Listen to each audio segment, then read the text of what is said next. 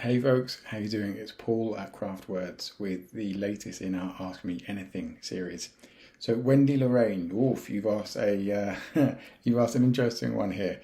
How do you handle the age-old dilemma of client opinions versus agency expertise when it comes to copywriting? As in, the client has hired you because you're the expert, but now they want to weigh in on everything. Okay, this could get interesting.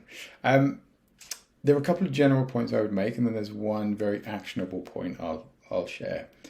The first one is a kind of a question, how's your relationship with the client?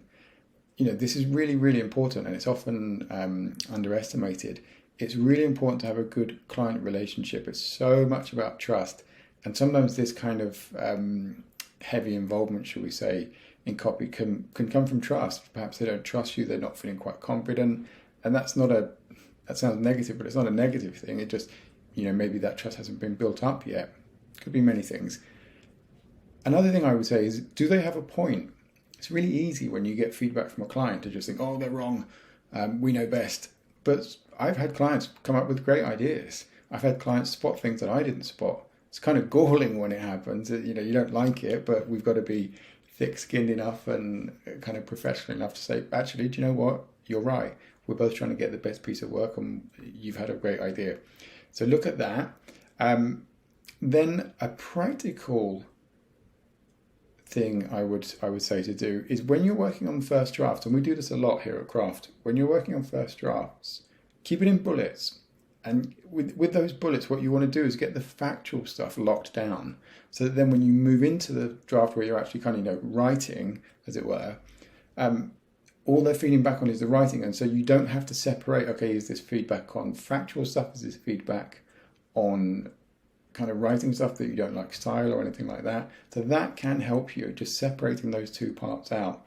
And then the other thing is, if you're still kind of struggling, there's still a bit of back and forth, there's still sort of a bit too involved for your liking, just ask lots of questions. Why do they not like that? Why do they feel this is not right? Why are they kind of having so many thoughts when you're the subject, you're the writing expert, and they're the subject matter expert? Those are lines you can delineate fairly clearly. But if you ask lots of questions, often the reasons are quite small. They might say, "Oh, we don't like starting sentences with and," for example. That one comes up a lot, and you can have the chat about the fact that it's okay to do that, but they just might say, "Yeah, but we don't like it." And that's okay. You can say, okay, you don't like it, it's not right for your brand. Cool, we won't do it. Okay, so I would say those would be my main ways of tackling that. It's not an easy one, I will grant you, but hopefully with a bit of those tips and that advice, you can get through it. All right, thanks very much for the questions. Keep them coming down in the comments, please, folks, and we'll see you next time. Take care. Bye-bye.